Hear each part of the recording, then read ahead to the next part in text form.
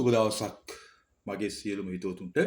මගේ net house 9 මිනිස් වගාවට දැන්ට මාස එකමාරක් මේ තියෙන්නේ ගස්වල දැන් තත්ත්වය. වගා මාධ්‍ය විදියට කොහොබත් කර 10ක් කොම්පෝස්ට් යොදාගත්ත නිසා නියමිත පරිදි පොහොර යෙදීම කරන්න වෙනවා. පැල හිටවලා දවස් 7කට පස්සේ මම පෙනතිරික් පී පැලවලට යෙදුවා. පස්සේ සුත්‍රජීවී ක්‍රියාකාරීත්වය වැඩි කරලා මුල්වල වර්ධනය වේගවත් කරන්න මේවට පුළුවන්.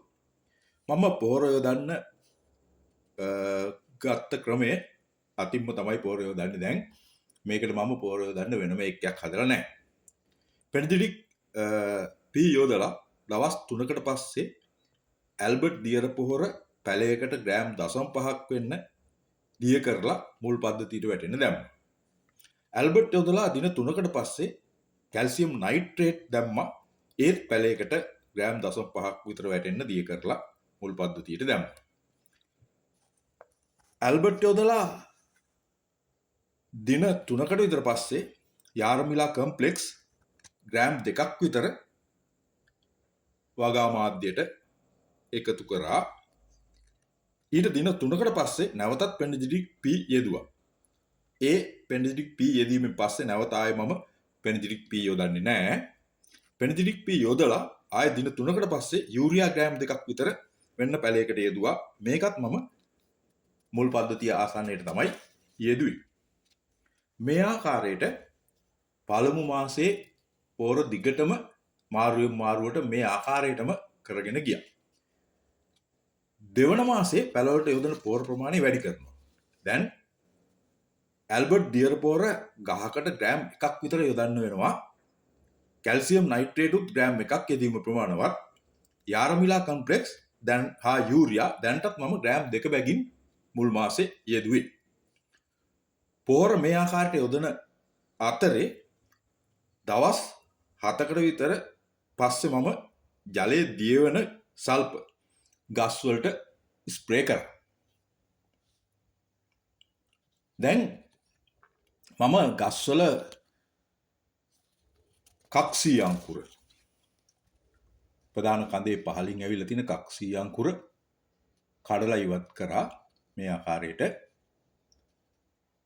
ඒකම ගහේ පහලින් තියෙන කොළත් කීපයක් කඩලා ඉවත් කරන්න පුළුවන්. මේ පත්‍රවල සුදු පැහැති පැල්ලම් තියෙන අර සල්පිහපුවා ලෙඩක් නෙමේ. මේ විදිහට මම ගස්වල පහලින් තියෙන කක්ෂී අංකුර කඩලා ඉවත් කරනවා. ඒත් එක්කම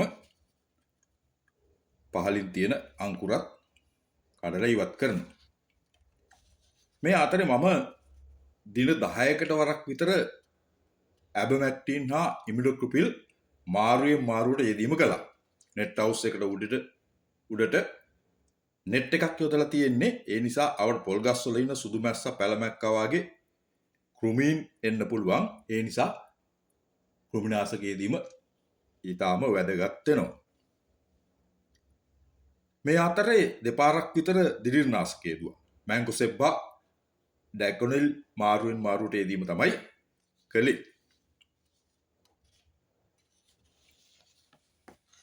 මේ විදිහට සමහර ගස්වල මල් පිපිලක් තියෙනවා දැන්. ඒත් ගස් කීපයක විතරයි එහෙම මල් පිපිලා තියෙන්නේ.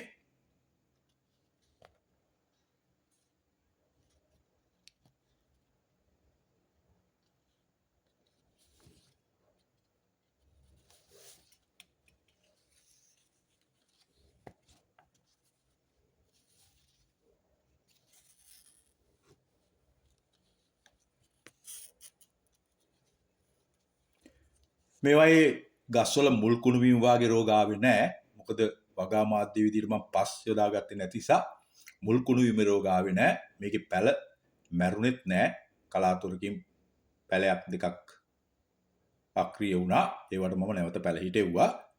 මේකේ පැල මුකුත් උනේ නැහැ. පැල හොඳින් වර්ධනය වෙනවා. පස් නැති නිසා දිලිර් රෝග එකක්වත් ආවේ නැහැ. ගස්වල වර්ධනය ටිකක් වැඩි වෙනකොට මම ඉහළින් තියෙන ආධාරක කම්බි වලට UV නූල් යොදලා මේ ගස් බැන්දා. මේ වාගේ හැම ගහක්ම බඳින්න වෙනවා. ගහ වර්ධනය වෙන්න බඳින්න වෙනවා. සමහර ගස් මම දැන් බැඳලා තියෙනවා ඉහළට උස්සලා. තවත් සමහර ගස් බැඳලා නැහැ. තව බොහොමයක් බඳින්න ඉස්සරහට වෙනවා. බඳින්න වෙනවා. මේ බලන්න හදිසියෙම ගස් දෙක තුනක පත්‍ර උඩ අතට නැමිලා තියෙනවා. මේ පැලමක්කගේ හානිය. මම ඉමිඩක්ලෝප්‍රිඩ් හා ඇබමැක්ටින් මාරුවෙන් මාරුවට ගහපු නිසා අලුතෙන් එන පත්‍රවල මේ රෝග ලක්ෂණ තිබුණේ නැහැ. ඒ නිසා මම ඒකේ තරම් ගණන් ගත්තේ නැහැ. මේ පැල අයින් කරෙත් නැහැ. මෙහෙමම තියලා තියෙනවා. මේ වගාව සාර්ථකයි. ඕගොල්ලන්ට බලන්න පුළුවන් වගාව සාර්ථකයි. මම නැවත මාස 2ක් පහ වුණාම මේ වගාවේ වීඩියෝවක් නැවතත් ගේනවා. එතකම් මගේ channel එක subscribe කරලා share කරලා මට උදව් කරන්න. මේ තියෙන්නේ ඒ වාගේ පැලමක්කගේ හානිය. නමුත් අලුතෙන් ආපු කොළවල මෙහෙම පැලමක්කගේ හානිය නැහැ. ඇබමැක්ටින් සහ ඉමිඩක්ලෝප්‍රිඩ් මම මේවට දවස් 3න් 3ට යෙදුවා මේ ටිකට විතරක්. බොහොම ස්තුතියි සියලු දෙනාට.